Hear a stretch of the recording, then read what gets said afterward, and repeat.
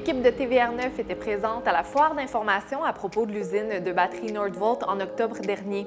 Monsieur Laurent Terrien, directeur des affaires publiques de Nordvolt en Amérique du Nord, a rencontré les journalistes pour répondre à leurs questions, notamment quant à certaines inquiétudes des citoyens de la région.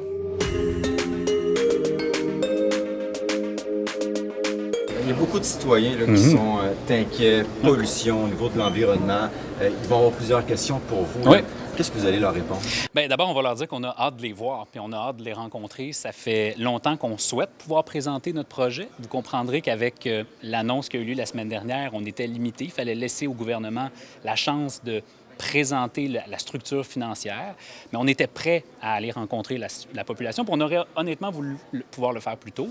Là, on a la chance de le faire. On va leur présenter le projet sur toutes ses facettes, c'est-à-dire qui on est, quelles sont nos valeurs, quels sont les autres projets qu'on a créés à travers le monde, quel est notre engagement envers le développement durable, puis quel sera le projet du Québec, où il va être situé, quand est-ce qu'il va se construire, puis oui, on pourra répondre aux questions concernant les impacts environnementaux, puis on le comprend, là, ce sont des questions qui sont tout à fait légitimes. On n'a pas eu l'occasion encore de présenter notre projet. Ce qu'on veut faire aujourd'hui, c'est justement aller à la rencontre des gens pour présenter ce qu'on souhaite créer ici. Et justement, ça serait quoi les impacts? Bien, on pourrait parler de l'impact au niveau de la rivière, notamment. Donc oui, il est tout à fait exact qu'on va prendre de l'eau depuis la rivière Richelieu. Cela dit, il faut le mettre en contexte, c'est de l'eau de refroidissement pour la très vaste majorité de l'eau qui va être prise. Donc elle passe à travers le système, elle refroidit nos procédés, puis ensuite on la ramène à la température initiale de la rivière. On retrouve les mêmes caractéristiques et on la retourne à la rivière dans son état initial. C'est un des exemples. Tu as une question sur l'eau, justement. La majorité, c'est pour le refroidissement Ouais. et l'autre partie, c'est pour quoi? Il y a une portion qui est utilisée pour nettoyer certains des minéraux. Cette eau-là est prise, mais ensuite, elle est filtrée à même notre usine et elle reste en circuit fermé dans l'usine. Donc, l'eau qui a touché au produit, finalement, ne sera jamais retournée dans la rivière. Question concernant le bruit. Il y a des gens qui s'inquiètent aussi de ce bruit-là. Qu'est-ce que vous allez leur dire par rapport à ça? Bien, on a fait la visite de Nordvolt 1 dans le nord de la Suède il y a quelques semaines avec les maires de Saint-Basile-le-Grand et de McMasterville. J'étais là, puis en sortant de l'usine, je leur ai demandé de s'arrêter 2 petites secondes puis que tout le monde soit silencieux. Puis, je vous dis, il y avait un silence complet sur site. Donc, c'est très peu bruyant. Il faut comprendre que le mot « usine », il est possiblement mal choisi dans ce contexte-là, puis on s'en excuse, mais on pourrait bien plus penser à une installation de haute technologie. Donc, c'est robotisé pour la plupart, puis on est convaincu que où seront les citoyens, là, le bruit va être absolument nul, là, quasi nul. La question du BAP qui revient, Oui. évidemment, je veux dire, est-ce qu'avec la question de, la demande qui est faite pour intervenir sur le milieu humide à McMasterville, les 2 espèces d'oiseaux qui sont protégées, qui se trouvent sur le site, est-ce que ça relance pas justement ce débat-là de BAP ou pas? Bien, on se pose... la question porte sur le processus, mais je pense qu'il faut revenir à la base. C'est la même loi environnementale qui s'applique pour tous les projets. Hein? C'est la loi québécoise sur l'environnement. Alors qu'on soit assujetti ou non à un BAP, on va respecter la loi québécoise sur l'environnement. On va demander aucun passe-droit au niveau de la loi québécoise sur l'environnement. Vous semblez dire que le BAP, c'est pas une bonne idée. Non, je dirais pas que c'est pas une bonne idée. Je dirais que la loi établit des seuils, des critères à respecter pour assujettir certains projets ou non, puis on se situe sous ces seuils-là. Cela dit, on comprend l'importance d'aller à la rencontre des gens et on comprend l'importance de répondre à leurs préoccupations. On est devant vous moins d'1 semaine après l'annonce de notre projet. Je ne veux pas parler pour d'autres joueurs industriels, mais il faut quand même un certain courage pour se présenter devant les gens, répondre à l'ensemble de leurs questions, moins de 7 jours après l'annonce du plus grand projet industriel du Québec. Je pense que ça démontre aussi notre bonne foi là-dedans puis notre bonne volonté. Mais ça remplace pas un BAP. Bien, écoutez, ultimement, ce n'est pas notre prérogative de déterminer si le BAP ou non s'applique. C'est la prérogative du gouvernement du Québec. Notre compréhension, c'est qu'on se situe sous les seuils. Mais c'est très important de le préciser, là. C'est pas comme s'il n'y avait pas d'évaluation environnementale de notre projet. Il y a des fonctionnaires en ce moment, plusieurs dizaines, voire une centaine de fonctionnaires qui scrutent notre projet à la loupe, qui se demandent quels seront ses impacts, puis on va se substituer à aucune loi québécoise en matière d'environnement. Bien au contraire, on veut fabriquer la batterie la plus verte du monde au Québec. On a bien intérêt à respecter les lois. Et juste une dernière relance là-dessus, mais au gouvernement, on semble dire qu'une partie du projet qui pourrait être soumise à un BAP Selon vous, est-ce que c'est une bonne idée? Si oui, quelle partie du projet devrait être soumise en vote? Bien, c'est pas à nous de commenter là-dessus. Nous, selon notre compréhension, on se situe sous les seuils. On va respecter toutes les lois québécoisoises en matière d'environnement. Vous dites que vous êtes content de rencontrer le public, Oui. ça fait longtemps que vous attendez. Tout à fait. Bien, écoutez, il s'agit d'un investissement majeur, vous l'avez vu la semaine dernière, puis il y a un certain ordre à respecter, puis un certain respect à avoir pour le processus aussi. Donc, il fallait d'abord laisser les gouvernements présenter l'entente financière, officialiser notre décision d'investissement, mais on était prêt à rencontrer la population. Tout le contenu que vous allez voir ici ce soir n'a pas été fait dans les 5 derniers jours, là. Il fallait respecter le processus. Avez-vous eu des contacts avec les municipalités ou vous avez géré juste avec les... Ah bien, bien sûr, on est en contact avec les municipalités. On veut développer ce projet-là avec les municipalités. Vous voyez, ce n'est pas notre premier projet. On a développé d'autres projets à travers le monde. On le fait de façon très conjointe avec les municipalités. C'est super important que les citoyens, à un certain point, puis c'est notre ambition, considèrent que c'est leur usine autant que la nôtre. Donc, vous avez eu des rencontres avec les deux municipalités, McMasterville puis Saint-Basile-le-Grand, avant d'annoncer ce projet-là? Bien sûr. Bien sûr, on est même, on a amené les deux maires avec nous. On les a invités à aller en Suède avant que le projet soit annoncé, justement pour qu'ils puissent parler eux-mêmes de leur propre expérience et rassurer leurs citoyens. Combien de camions vont entrer à l'usine avec le matériel, le lithium, la roche, etc., par jour et combien vont en sortir des batteries? Donc, il y a deux phases. Hein? Donc, il y a la phase de construction, puis ensuite, il y a la phase d'opération. Il faut véritablement diviser les deux, parce que les citoyens sont en droit d'avoir des questions sur les deux phases, sur la phase de construction et sur la phase d'opération. Sur la phase de construction, on parle d'environ, selon nos estimations, 100 à 150 camions par jour au plus élevé de la construction. Pour vous mettre ça en contexte, il y a 24 000 déplacements par jour sur la route 116, selon les dernières données qui datent de 2018. Donc, faites le calcul, on se retrouve à moins de 1 des déplacements. Après, pendant la phase d'opération de l'usine, notre objectif, on l'a dit, c'est de faire la batterie la plus verte au monde. On va vouloir limiter autant que possible l'utilisation du camionnage pour préférer d'autres modes de transport qui sont moins polluants et qui permettent de transporter les matériaux autrement. En utilisant la rivière Richelieu? Non, la rivière Richelieu n'est pas navigable, donc c'est le ferroviaire essentiellement. Là. Il y a la ligne ferroviaire qui jouxte le terrain. Et pourquoi ça a été ce terrain qui a été choisi? Pourquoi ça ne pouvait pas être dans une zone industrielle moins proche de résidence, en fait? C'est une excellente question. Et honnêtement, c'est pas comme si les options de terrain industriel de cette taille qui permettaient d'être dans la région de Montréal pleuvaient. En fait, notre compréhension, c'est que le gouvernement du Québec avait identifié un seul terrain restant dans la région métropolitaine qui permettait d'accueillir nos activités. Donc, c'est le terrain qui nous a été présenté comme étant le meilleur terrain possible pour développer ce projet-là. Et pourquoi être à Montréal? Il y a aussi la vallée de la transition énergétique. Est-ce que ça ne pouvait pas être possible de s'établir ailleurs? Bien, je ne peux pas parler pour Bécancour. Ma compréhension de Bécancour, c'est qu'un terrain de 170 hectares qui serait disponible pour développer un projet comme le nôtre, il n'y en a plus à Bécancour. Pourquoi choisir la région métropolitaine? Bien, vous le savez comme moi qu'on est dans un grave problème de pénurie de main-d'œuvre. Notre installation nécessite beaucoup de travailleurs. Donc, à un certain point, il faut aussi être cohérent puis se coller sur le plus gros bassin d'emploi disponible au Québec, c'est la région de Montréal.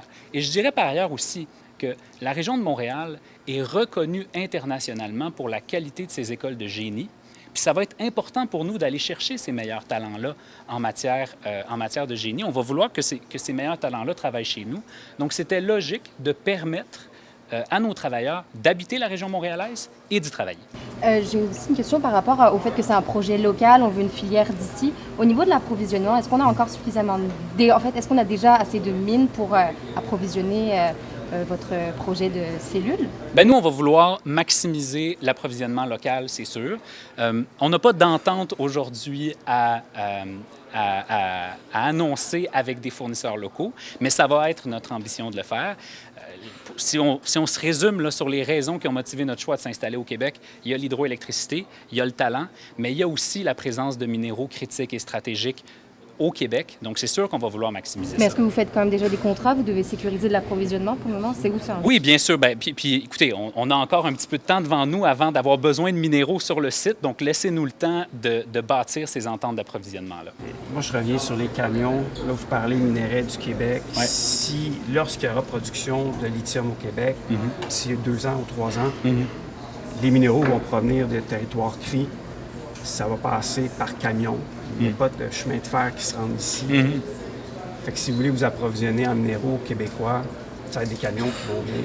Bien, je pense qu'il est un peu tôt là, pour parler des chaînes logistiques précises puis vous dire de quel métal va passer par quelle source d'approvisionnement. À ce stade-ci, je préférais me garder une petite gêne là-dessus. Donc, on ignore le nombre de camions par jour qui vont quitter et arriver à l'usine. Bien, on a une idée de notre production globale. Donc, on peut avoir une bonne idée de ce qui va entrer et sortir du site, mais je préfère ne pas m'avancer sur d'où viennent les camions avec quel type de minerai, là, ce qui est votre question. Notre utilisation d'énergie, c'est à peu près 5 à 6 mégawatts par gigawattheure de production. Donc, il faut comprendre que ce n'est pas comme si du jour au lendemain, là, on se branche sur Hydro-Québec puis on utilise 100 de ce qui nous a été alloué comme bloc. Donc, ça va se faire de manière graduelle à raison d'à peu près 5 à 6 mégawatts par gigawattheure de production. Pour l'ensemble du projet, on pense à combien de mégawatts? Bien, le ministre Fitzgibbon l'a déjà dit la semaine dernière, sur la première phase du projet, on se situe quelque part entre 150 et 200 mégawatts. Pour l'ensemble des phases? Bien, faites le calcul, on le double à peu près. Donc, on est conscient qu'on a une situation géographique qui fait en sorte qu'il y a des résidences qui sont d'un côté beaucoup plus près que dans l'autre municipalité. Quand je vous dis qu'on développe le projet sur la base du terrain, puis qu'on s'intéresse à ce qui se trouve sur ce terrain-là, c'est évident qu'on n'ira pas mettre notre bâtiment le plus élevé à côté des résidences. On a pensé l'ensemble de ce projet-là pour qu'il respecte les citoyens, nos voisins qui vont être autour. Donc, les gens peuvent être assurés. Là, si on se retrouve à avoir un bâtiment qui est près des citoyens, ce ne sera certainement pas le plus haut du site. Puis si le zonage n'est pas modifié, s'il y a une opposition, est-ce que ça met en danger l'ampleur du projet? Bien, écoutez, on ne le souhaite pas, bien évidemment. Nous, on a fait l'acquisition d'un terrain avec une portion qui est à Saint-Basile-le-Grand puis une portion qui est à McMasterville. On souhaite pouvoir utiliser l'ensemble du terrain. Mais est-ce qu'on a un plan B si jamais... Parce qu'il y a une opposition, il y a des gens qui... On verra en temps et lieu, mais je pense qu'il est un peu tôt pour supputer sur est-ce que oui ou non on pourra utiliser la portion de terrain sur McMasterville. Ça implique ce que vous dites, qu'il y aurait une vaste montée des citoyens contre notre projet. Puis bien honnêtement, c'est pas l'écho qu'on reçoit de la population. L'écho qu'on reçoit pour l'instant quand on rencontre des gens, puis on va les rencontrer un peu plus tard ce soir, est quand même positif. Est-ce que le PDG va être ici? Oui, Paulo va rencontrer les citoyens ce soir. L'objectif, c'est qu'ils puissent aller à leur rencontre puis qu'ils puissent passer du temps à écouter leurs préoccupations. On n'arrive pas ici ce soir avec l'ambition de convaincre. On arrive avec l'ambition d'écouter les préoccupations, de répondre à leurs questions. Et pour les questions pour lesquelles on n'aura pas de réponse, on va les prendre en note et on va revenir aux citoyens avec des réponses complètes. Donc, l'engagement qu'on souhaite prendre avec cette rencontre-là aujourd'hui, c'est que les citoyens aient accès au plus grand nombre d'informations possibles. M. Terrien a profité de cette séance d'information pour expliquer le modèle d'économie circulaire de l'entreprise qui réutilise la matière brute dans son processus. Quand on dit qu'on est intégré sur l'ensemble de la chaîne, ce que ça veut dire, c'est qu'on part de la matière première à l'état brut, puis on se rend jusqu'au recyclage pour que ça revienne de la matière première à l'état brut. Donc, de la matière première, on fait ce qu'on appelle des matériaux actifs, la cathode. Ça, c'est un mélange qui permet, lorsqu'il est activé électrochimiquement, de créer de l'énergie. On fait des espèces de longs feuillets. C'est pour ça que les usines sont très longues. C'est que ça se passe sur un seul et long convoyeur. On fait ces grands feuillards-là. On les coupe en morceaux, puis on les met en étages. À l'intérieur de ça, ce que vous retrouvez, là, essentiellement, c'est des étages de ça, où il y a une feuille d'aluminium avec du graphite dessus, un séparateur, une feuille de cuivre avec de la matière active, de la cathode dessus, un séparateur, et ainsi de suite, et ainsi de suite, et ainsi de suite. On stack. On met ça dans la cellule. on met des électrolytes, on la recèle, puis on a une batterie. Donc, une cellule, faites le calcul, là, il faut à peu près une centaine de ces cellules-là pour faire, le module d'une voiture électrique. Fait que à la base là, de votre voiture, là, vous en avez à peu près une centaine comme ça. Une voiture normale, c'est à peu près 60 kWh. Donc, une centaine pour un petit Toyota, là, genre? À peu près, c'est ça. Ça peut être plus. Il y en a qui sont rondes. On fait des cellules cylindriques aussi, en plus des cellules prismatiques. C'est le client qui détermine le format. Puis chaque cellule pour chaque client est différente. Après, c'est ici qu'on active électrochimiquement la batterie, c'est-à-dire que c'est les premières charges d'énergie qui vont se retrouver dedans. C'est fondamental parce que c'est les premières décharges qu'on envoie dans la cellule qui vont déterminer sa qualité de vie, si vous voulez, à long terme. Donc, ce processus se fait là. On les assemble. Donc ça, si vous voyez, c'est des cellules cylindriques. Ils partent, ils vont faire leur vie, là, ils vont faire leur vie utile. Puis à la fin de leur vie utile, ils se retrouvent épuisés. Là. À un moment donné, ils ont diminué en qualité. Puis à ce moment-là, on peut les réintégrer dans notre processus. On les crush, si vous voulez. On en retire toute la matière active. Puis la matière active retourne au niveau de la production de nouvelles batteries. Cette chaîne-là, on est les seuls dans le monde à faire la chaîne au complet, à être complètement intégré de la matière active au recyclage. Regardez, on prend de la matière active, on en crée un élément à forte valeur ajoutée, ça décarbonise l'économie parce qu'on sait que la majeure partie des émissions proviennent du transport.